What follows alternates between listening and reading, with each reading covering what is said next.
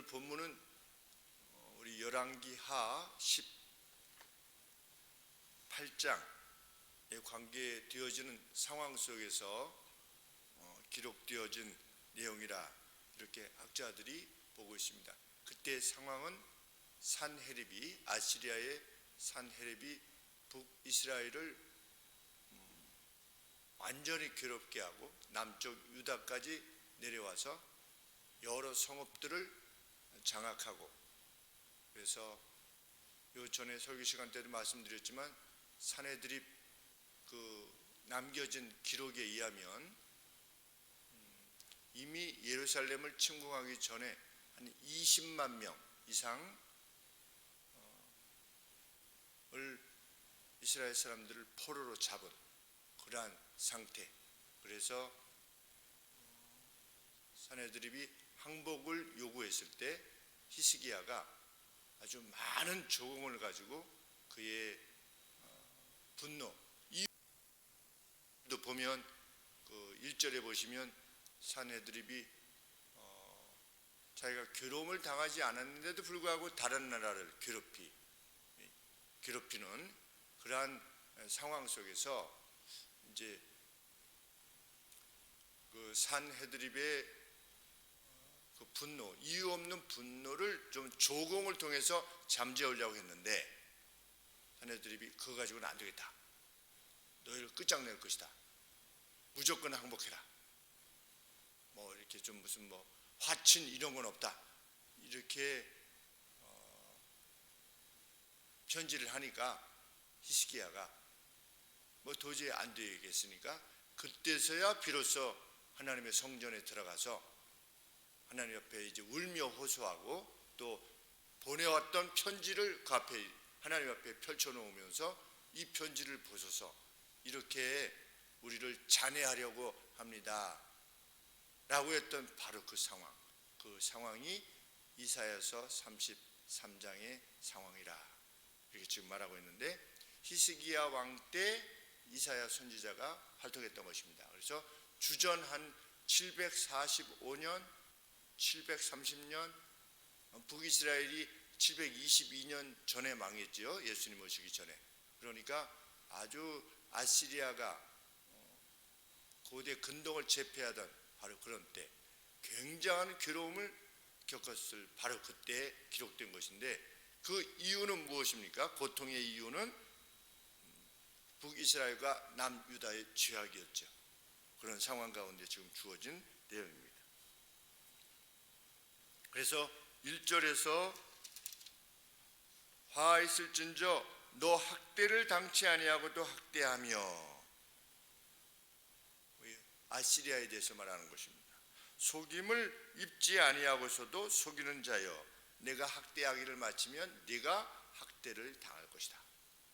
내가 속이기를 마치면 네가 속임을 당하게 될 것이다.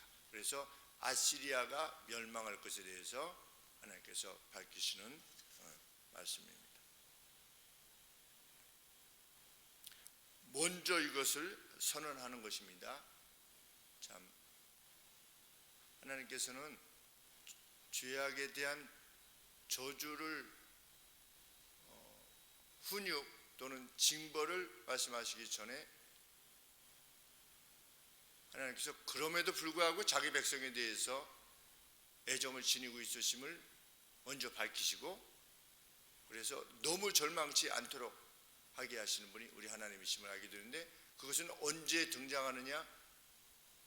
아담과 하와가 선악과를 따먹고 나서 하나님께서 먼저 아담과 하와에게 저주를 그들이 직면하게 되었던 저주를 선언하는 것이 아니라 뱀이 끝장나게 될 것이라고 하는 것을 먼저 선언하심으로 그 죄에 대한 책임이 끝장나게 되는 날이 반드시 있을 것이다 라고 하는 것으로 소망을 먼저 말씀하셨다는 사실, 그것이 인류 최초에 하신 말씀에서 밝혀지는 자기 백성에 대한 사랑, 그것을 알 수 있는 것처럼 오늘도 33장 1절에서 먼저 아시리아의 멸망을 선언하는 것입니다.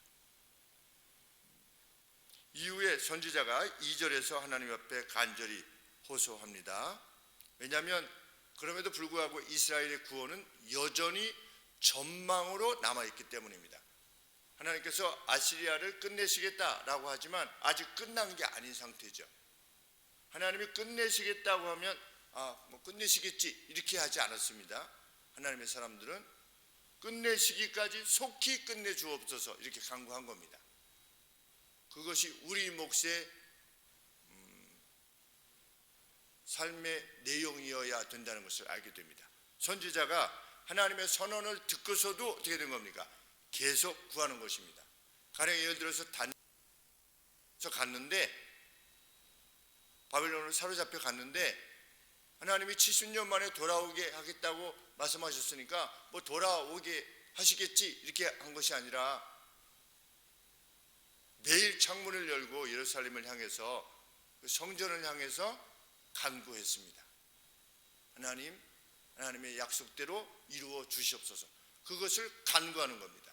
우리가 하나님이 우리의 재난 가운데서 우리를 건져 주실 것이라고 하는 것을 알지만 그럼에도 불구하고 그것이 여전히 전망으로 있을 때에는 그것이 이루어지기까지 하나님 앞에 간구하는 것입니다. 그것이 하나님과 우리와의 관계 속에서 우리가 행할 바입니다. 선지자가 무엇이라고 간구합니까? 여호와여 자비를 베푸사 아침마다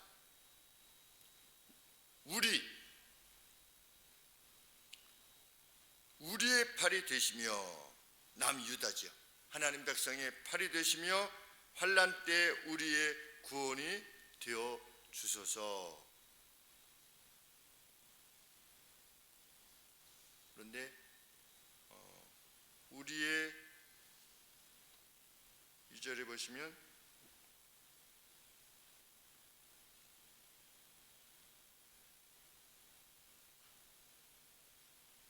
아침마다 우리의 팔이 되시며 그랬는데 우리 영문은 무엇으로 해석했냐면 우리의 강함이 되어 주소서 그랬습니다. strength. 그래서 우리의 힘이 되어 주소서, 우리의 강함이 되어 주소서 이렇게 호소합니다. 왜? 뭐 끝장나는 상황이니까. 그리고 나서 바로 선지자는 그 소리를 듣습니다. 무슨 소리를 듣냐면 진동시키시는 소리로 인하여 민족들이 도망하며 연합군이지요. 아시리아라고 하는 그 연합군 열국이 모여서 왔을 때 그 민족들이 도망하며 주께서 일어나심으로 인하여 열방이 흩어질 것입니다. 흩어집니다. 벌써 하나님의 그것이 그 소리를 직접 들은 것인지 하나님 아니면 하나님의 성소에서 그러한 계시의 말씀을 들음으로 그것을 시적으로 표현하는 것인지 정확하게 알 수 없지만 이미 답을 듣는 것입니다. 트럼펫 소리에 민족들이 도망하고 싸울 때 트럼펫 불라고 하지 않았습니까? 하나님께서 여호와의 구원을 청해라. 뭐로? 트럼펫을 불어서. 그래서 우리 기드온이 300명이 가가지고 뭐 했습니까? 트럼펫을 불었죠. 그러니까 항아리에다가 횃불을 감춰 들고 적진으로 들어가서 항아리를 부수고 횃불을 켜고 트럼펫을 불었습니다. 그 트럼펫은 불어가지고 사람들이 놀라라고 부는 게 아니고 그 트럼펫은 하나님을 향해서 부는 겁니다. 왜? 하나님이 모세의 율법에 그 원수와 싸울 때 여호와의 구원을 청하는 트럼펫을 불라고 말씀하셨기 때문에 그래서 트럼펫을 부는 겁니다. 오늘 트럼펫은 무엇입니까? 우리에게 기도지. 기도가 트럼펫인 것입니다. 하나님 우리를 도우소서.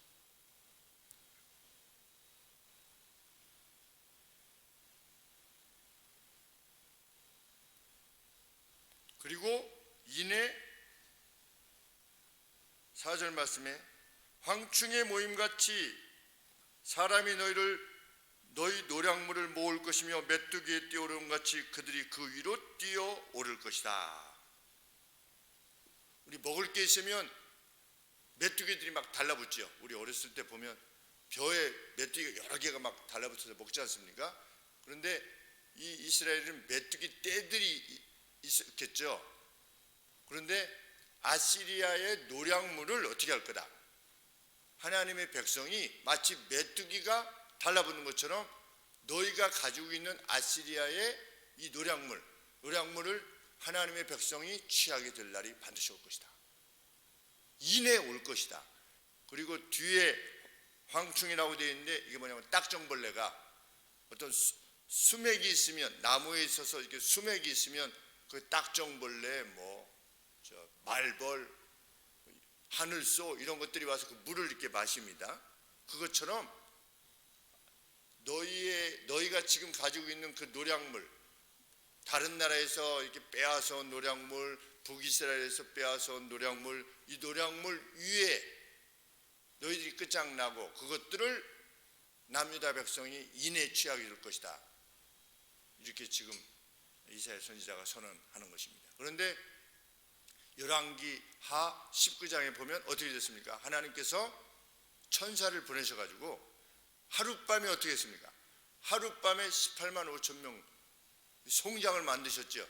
그래서 초반에는 이제 그 내용을 보면 문둥병자가 우리가 여기서 굶어 죽으나 성 밖에서 굶어 죽으나 아시리아한테 가가지고서 그냥 맞아 죽든지 찔러 죽든지 마찬가지니까 어떻게 하자. 차라리 성 안에는 못 들어가니까 문둥병이기 때문에, 그러니까 아시리아 진영으로 가서 좀 어떻게 먹을 거라도 좀 구해보자 라고 해서 가보니까 어떻게 됐습니까? 다 송장이 되어 있고 그냥 노략물이 산더미 같이 이렇게 쌓여 있는 것을 보고 처음에는 막 노력을 하다가 귀한 것을 막 챙기다가 자기들끼리 뭐라고 했습니까? 이렇게 하다가 우리가 벌을 받는다. 지금 저기는 성 안은 다 굶어 죽고 있는데 우리가 이렇게 취하는 것은 옳지 않다라고 해서 성 안에 들어가가지고서 지금 이렇게 됐습니다 라고 보고하지 않았습니까? 그랬더니 성 안에 있던 사람들이 막 몰려나가가지고 하나님의 선지자가 바로 내일 이맘때 하루 만에 전세가 어떻게 될 거다. 완전히 바뀌게 될 것이다.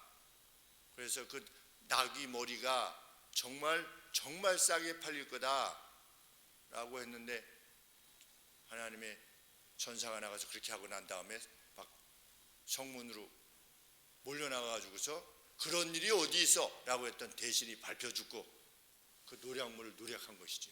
무엇처럼? 메뚜기 떼처럼, 그리고 딱정벌레처럼 그 사건이 이루어진 것입니다. 그 내용이 이미 이렇게 예언되어지는 것입니다.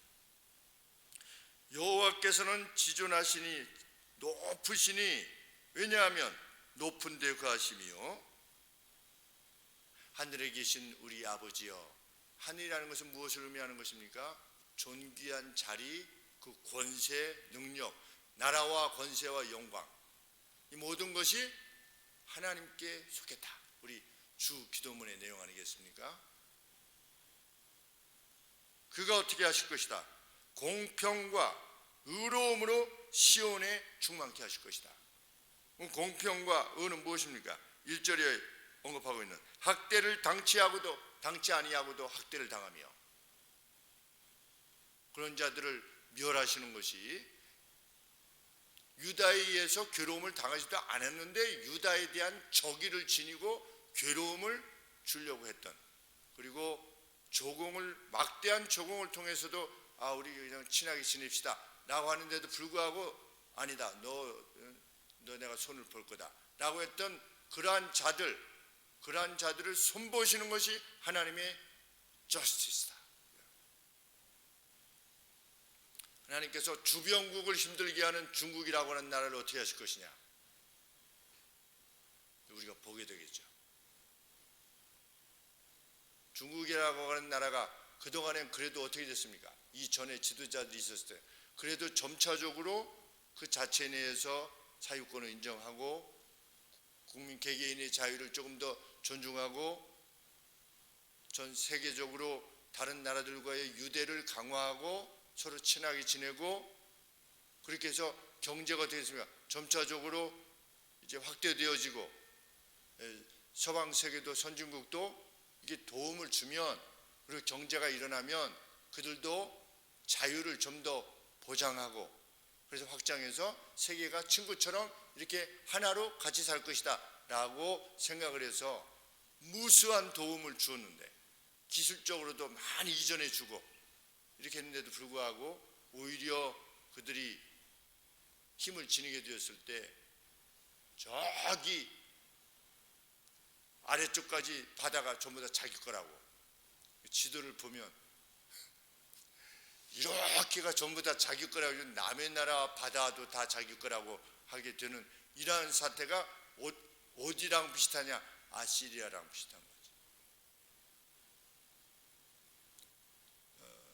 서구의 유럽의 나라들은 그래도 그 나라가 있으므로 주변 나라들이 도움을 받게 되는 그런 나라가 되는데, 자유진영의 나라들, 뭐 캐나다가 있든지 미국이 있든지 여간에 그 나라들로 인해서 먹고 사는 거지요.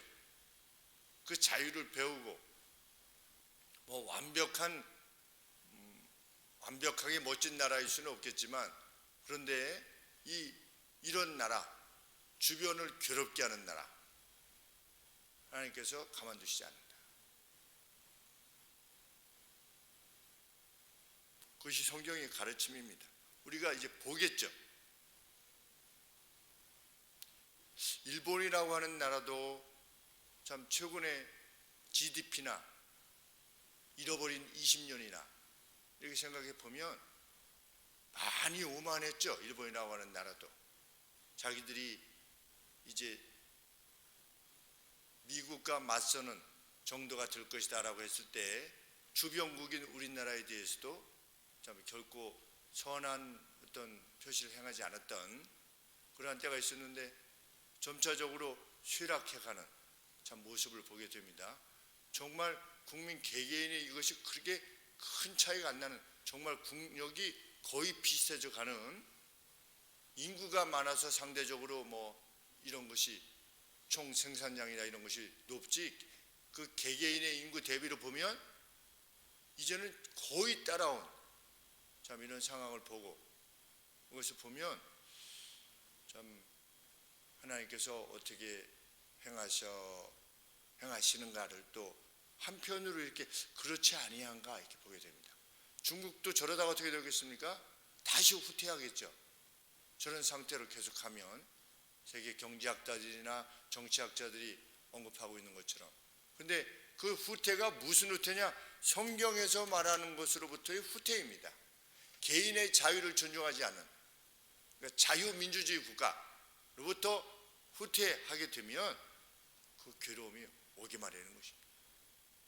누군가 독재를 하게 되면,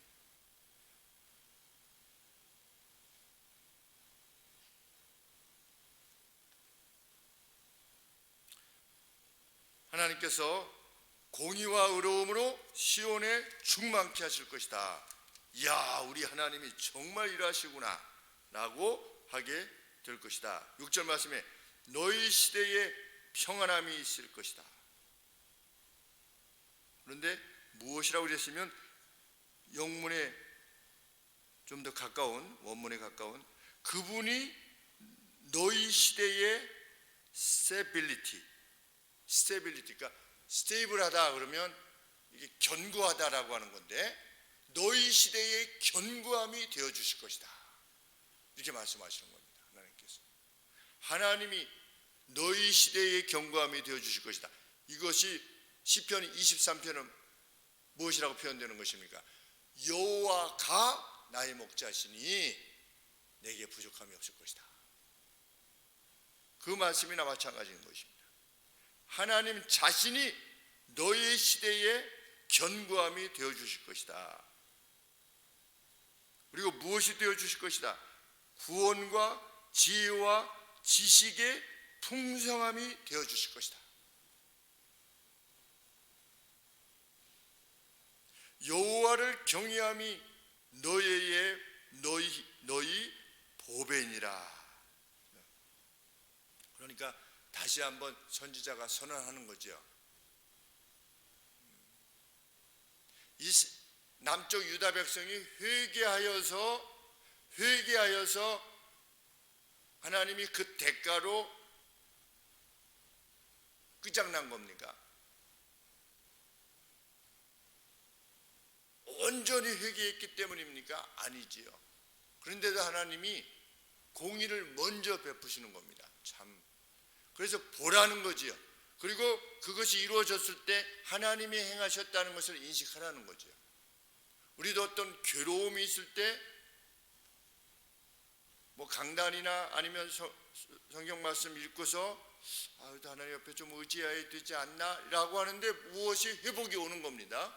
회복이 오면 하나님이 내게 먼저 은혜를 베푸셨구나 이렇게 인식하는 자, 그 사람이 지혜자지.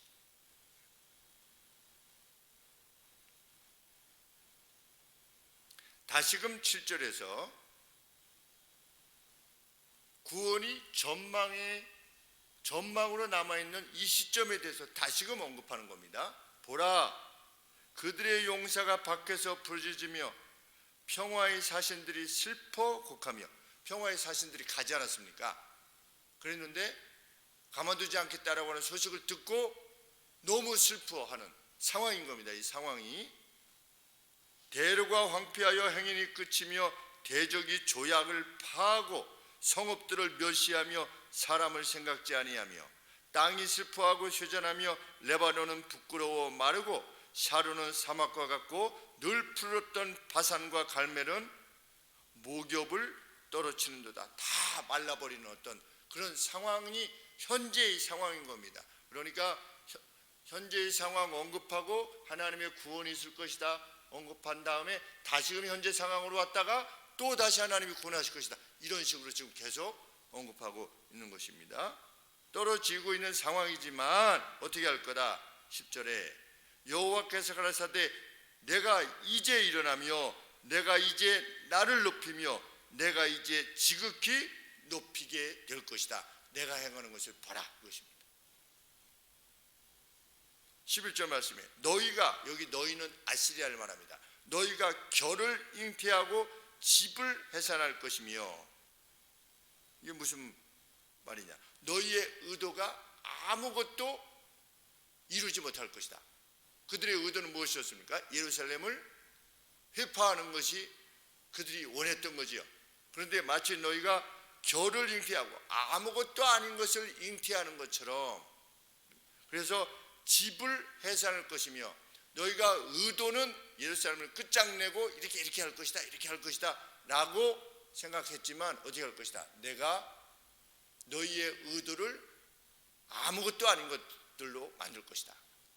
하나님이 그냥 천사 보내셔가지고 18만 5천 명으로 해가지고 결국 본국으로 돌아갈 수밖에 없는, 그래서 본국으로 돌아가서 어떻게 된 것입니까? 이내 살해당하는, 모살당하는 그런 상황에 직면하게 될 것이다 라고 했는데 정말 그렇게 된 것입니다. 너희의 호흡은 불이 되어 너희 스스로를 삼킬 것이다. 무엇처럼? 불에 굽는 횃돌, 그러니까 석회로 만든 화로입니다. 우리 저 화로 같은 걸 보면 석회로 만들지 않습니까? 용광로 같은데 그 열 때문에. 그런데 너희가 마치 어떻게 될 것이다. 다른 나라들을 괴롭혔던 너희가 너희 스스로의 그 죄악으로 인해서, 그 폭력으로 인해서 마치 그 회로 감싼 그 도가니에서 불타는 것처럼, 가시나무가 따닥 타닥 타닥 소리가 나면서 불타는 것처럼 너희가 끝장나게 될 것이다. 하나님께서 선언하셨습니다.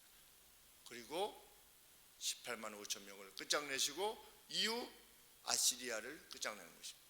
아시리아는 언제 끝장냈느냐? 주전 608년 정도.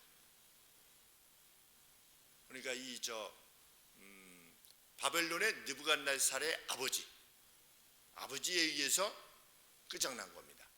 그러니까 지금이 이 기록 당시가 주전 한 북이스라엘이 722년에 멸망했고 그 전의 상황이니까 한 주전 730년, 40년 요 정도 사이라면 주전 608년이면 610년 잡고, 그러면 요 아시리아가 이후에 110년 지나서 멸망한 겁니다.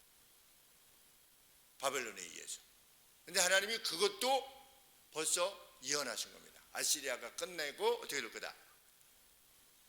남유다의 악을 인해서 바벨론이 일어날 것이다. 그랬는데 이 바벨론은 네오 바벨론이에요. 신 바벨론. 그러니까 고대 바벨론이 있었어요.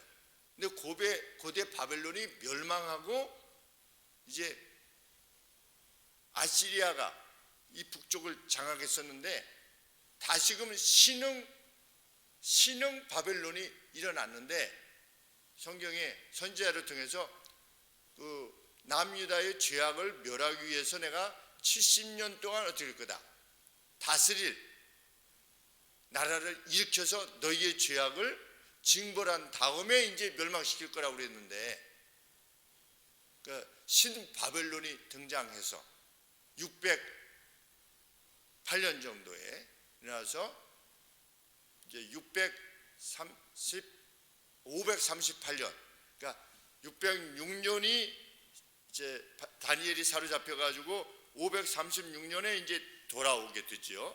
돌아오게 되는데 이 538년에 페르시아 제국의 고레스 왕이 이제 아시리아를 다 물리치고 고대 근동의 패권을 장악하게 되는 것입니다.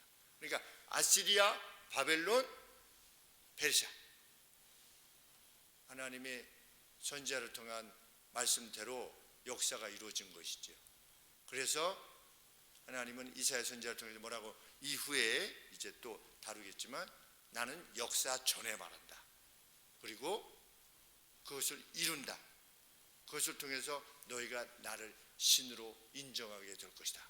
이렇게 말씀하셨는데 그것들을 이루어내신 것입니다.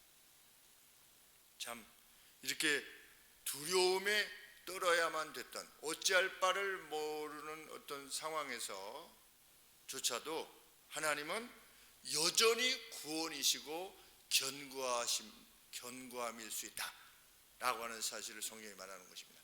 그 어떤 상황에도 6.25와 같은 상황에도 낙동강만 남은 다 끝장나는 거 아니겠습니까? 그러한 상황에서도 하나님은 여전히 구원이실 수 있다. 하나님께 그 편지를 놓고 원수가 보내온 편지를 놓고 호소하리만큼 하나님을 가까이 인식하고 누가 기도했습니까? 히스기야가 기도했습니다. 하나님께서는 히스기야의 기도를 들으셨다라는 것이기보다 자기 백성을 사랑하시고자 하시는 그 하나님의 사랑으로 인하여서 다시금 위기로부터 벗어났던 남유다를 생각할 때 우리가 혹 직면하고 있는 그 어떤 괴로움 가운데서도 하나님은 능히 우리의 구원자이실 수 있고 우리의 경고하심 있을 수 있다는 사실을 굳게 믿고 히스기야처럼 정말 하나님 앞에 엎드려 있는 구하기를 포기하지 않는 하나님께서 주실 때까지 하나님 앞에 간절히 호소하는 저희가 되기를 소원합니다. 기도하겠습니다.